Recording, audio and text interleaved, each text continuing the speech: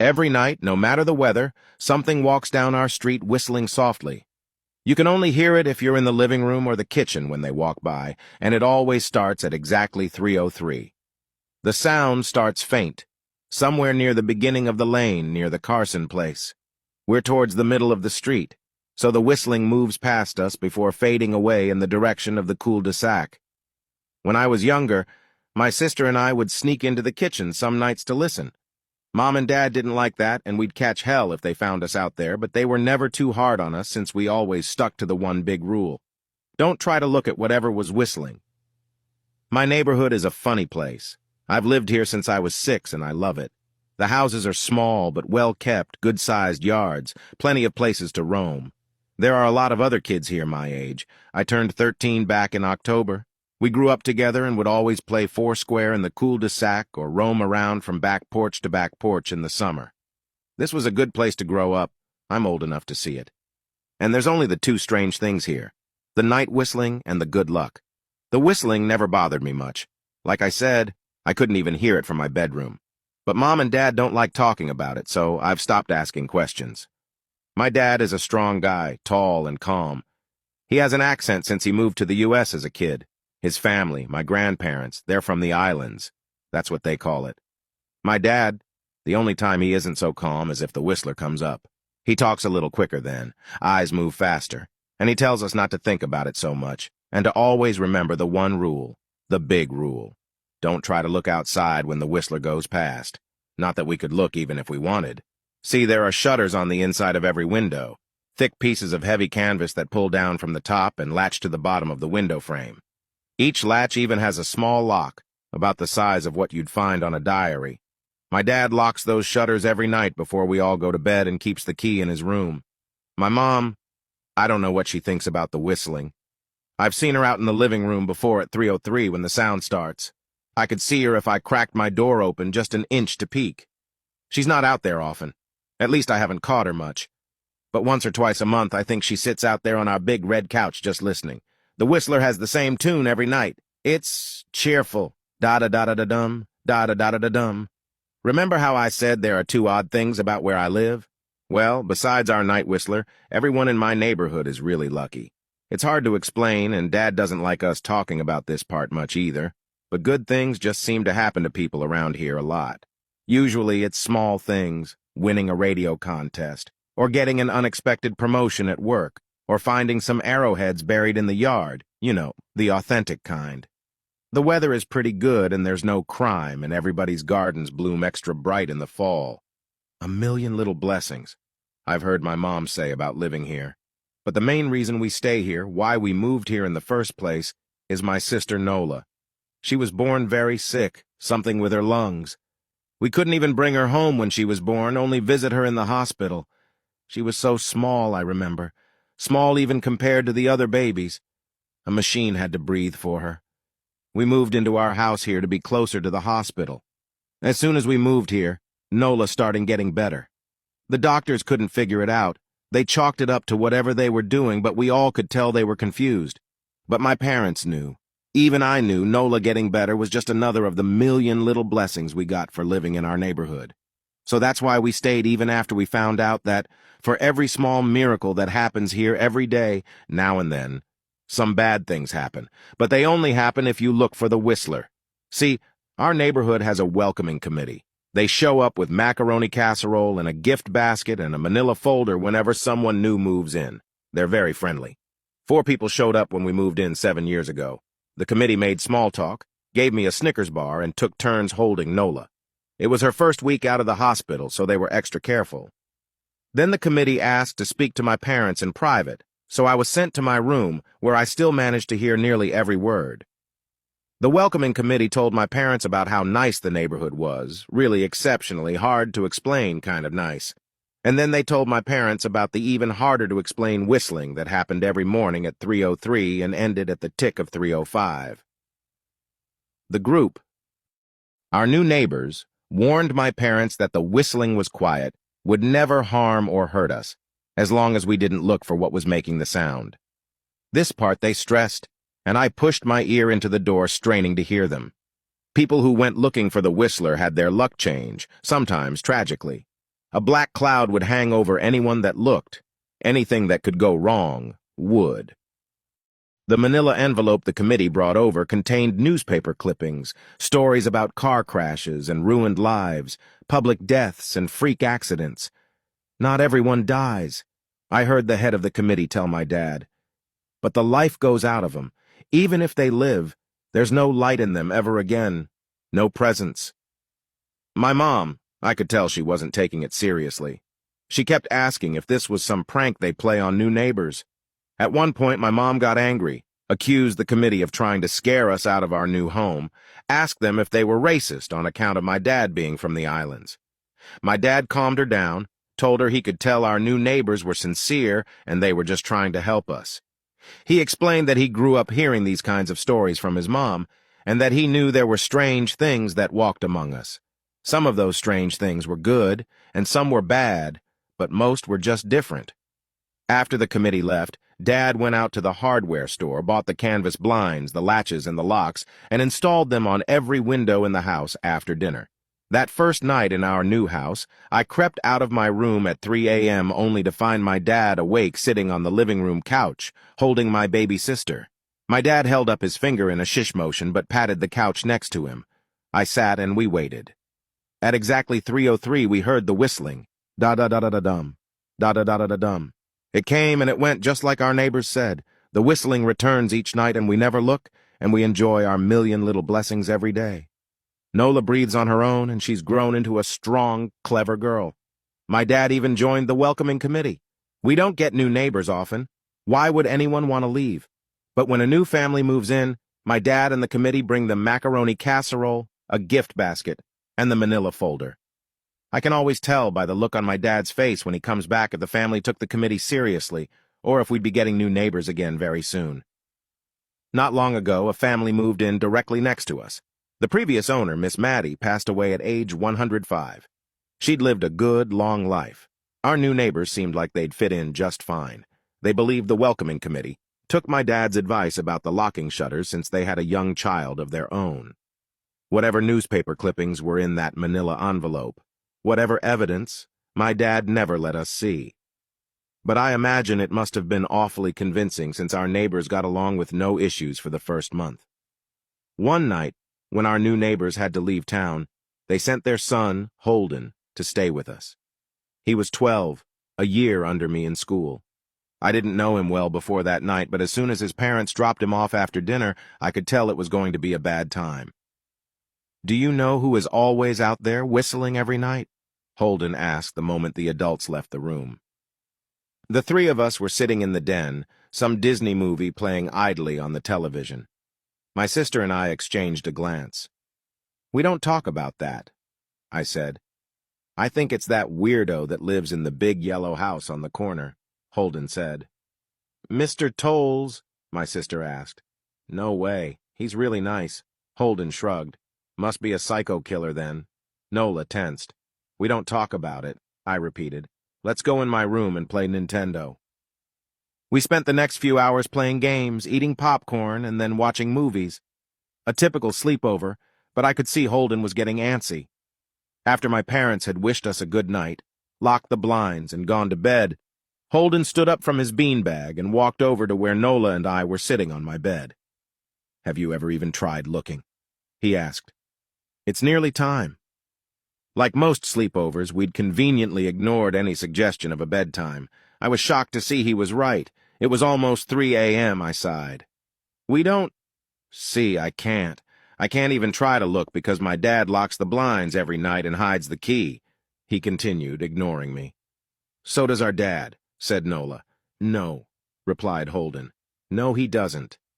"You saw him do it," I said, a little sharper than I meant to sound. Holden grinned. "Your dad locks the blinds, yeah, but he doesn't hide the key. He keeps it right on his normal keychain." "So?" I asked, worried I already knew what he would say next. Because I had noticed that my dad didn't bother hiding the key anymore after all of these years. Because he knew we took it seriously. "So after your dad locked up, but before your parents went to bed, I went to the bathroom. And on my way, I may have peeked into their room, and I may have seen your dad's keychain on his nightstand. and I maybe went and borrowed the key to blinds. Nola and I stared, and his grin only grew wider. "You're lying," I said. Holden shrugged. "You can check if you want. Just open your parents' door and look. You'll see his keychain right there on the nightstand." "Stay here," I told both of them. "Don't move a muscle." I hurried over to my parents' room but hesitated at the door. If Holden wasn't lying, my dad would be angry, beyond angry. I was scared thinking about it, but more scared of an open window with the Whistler right outside. I opened the door, barely an inch, and looked in, but it was too dark to see. Taking a deep breath, I walked into the room. 2 steps into the dark, I froze. The whistling started, and I could hear it clearly, from my parents' room. I never realized, but they must have heard the sound every night since we moved into the house. They never told us. I don't think I could have slept through it. I stood there, listening to the whistling come closer, unsure whether I should turn on a light or call out for my dad. Soft sounds from the living room brought me back to reality. "Nola!" I yelled, running out of my parents' room. Holden and Nola were standing near the front door next to a window. Holden wasn't lying. I could see him fumbling with the lock on one of the blinds. I heard a click. He did have the key. Holden let out a quick laugh. Nola stood next to him, hunched up, afraid but maybe curious. The whistling was right outside our house now. I think I made a sound called out. I can't remember. Time felt frozen, clock hands nailed to the face, but I found myself moving. I'm not fast. I've never been athletic. Somehow, though, I covered the space between myself and Nola in a moment. My eyes were locked on her, but I heard Holden pull the blind all the way down so it could release. I heard the snap of it start to raise, and I heard the whistling just on the other side of the window. But I had my arms around Nola, and I turned us so she was facing away from the window. At the same time, I jammed my eyes shut. The blind whipped open. The whistling stopped. I felt Nola shaking in my arms. "Don't look, okay?" I told her. "Don't turn around." We were positioned so that she was facing back towards the hallway and I was facing the window. My eyes were still closed. I felt her nod into my shoulder. I reached out with the arm not holding Nola and tried to touch Holden. My hand brushed against his arm. He was shaking worse than Nola. "Holden?" I asked. Silence. I reached past him and gingerly felt for the window, eyes still sealed shut. The glass was cold against my fingertips, colder than it should have been for the time of year. I moved my hand up the window, searching for the string to the blind. The glass began to get warmer the further I reached, and there was a gentle hum feeding back into my fingertips. I tried not to think about what might be on the other side of the window. Finally, I touched the string and yanked the blinds shut. I opened my eyes. In the dim light leaking out from the kitchen, I could make out Holden, pale and small, staring at the now closed window. "Holden?" I asked again. He turned towards me and he screamed. Everything became a flurry of motion. Lights sparked to life in the hall, then the living room. My parents' footsteps thudded across the hardwood floor. I didn't turn to look back at them. My eyes were glued to Holden. He was pale, had bit his lip so hard there was a thin red line of blood running down his chin and he'd wet himself. "What happened?" my dad asked from behind me. I managed to swivel away from Holden and look back. He looked. I'd never seen my dad scared before, but I saw it that night, in that moment, an old, ugly terror stitched on his face. A parent's fear. "Just Holden," he mouthed to me. I nodded yes. My dad let out a breath. He looked so relieved I nearly expected him to cheer. But then he turned to Holden and my dad's face changed. I wondered if he felt bad for feeling good that Holden was the only one that looked. There was a knock at the door. We all froze. Holden whimpered. "Don't answer it," my mom said. She stood at the threshold of the hall. I'd always thought she was a skeptic, and just humored my dad about the windows and the Whistler, but that night we were all believers. I noticed that both of my parents held baseball bats they must have taken from their bedroom. The knock came again, a little louder this time. "Please don't open the door," Holden whispered. My dad walked over to him, hugged him close. "We won't," my dad promised, still holding his bat. "Nothing is coming in here tonight." This time the knocking was loud enough to rattle the door. Holden screamed again, and Nola clutched her arms around my neck. My mom came over and knelt down next to us, wrapping my sister and me close. Thud, thud, thud. Call the police, my mom whispered to my dad. The knocking instantly stopped. My dad looked over his shoulder at us. Do you think... He was cut off by frantic knocking that trailed off to a polite tap, tap, tap. Police, something said from the other side of the door. The voice from outside sounded exactly like my mom, like a parrot repeating the words back to her. Police, call, the police. Tap, tap, tap, police. My mom pulled us closer. Police, police, police, police. Please stop, I heard her whisper. I don't think calling them will help, my dad said. How will we know when they're the ones at the door? The knocking came back harder than before. The door shook. Then it stopped. After a long moment, I heard the knocking again, but it was coming from our back door. We all turned together toward the back door, but the knocking immediately returned to the front door. Front to back to front. Loud, then quiet, then loud again. Suddenly, the sound was coming from both doors at once, big, heavy blows like a sledgehammer. Then something started rapping against all of the windows in the house, then the walls. It was like we were living inside a drum with a dozen people trying to play at once. Or we were a turtle and something was attempting to claw us out of our shell. Stop, Holden yelled. The knocking died. I won't tell, Holden said, staring at the door. I promise I won't tell anyone what I saw. Just please go away. We waited for nearly a minute. Then we heard it. A soft tap, tap, tap coming from the window Holden had looked through earlier. Holden started to cry, sobbing like a prisoner watching gallows being built outside their cell. My dad held him, brushed his hair, but never lied to him, never told him things would be okay. The tapping at the window went on for the rest of the night.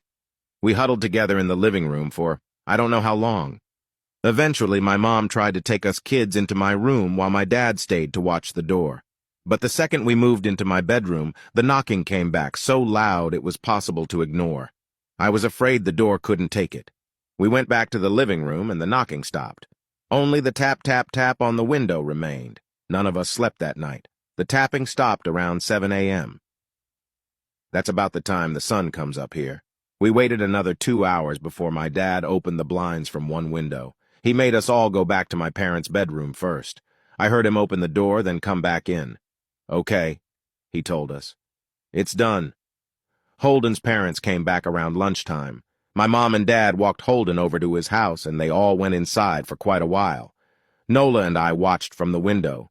She stuck to me the whole day, right at my side, sometimes holding my hand. When my parents came back, they looked grim, but wouldn't tell us what they said to Holden's family.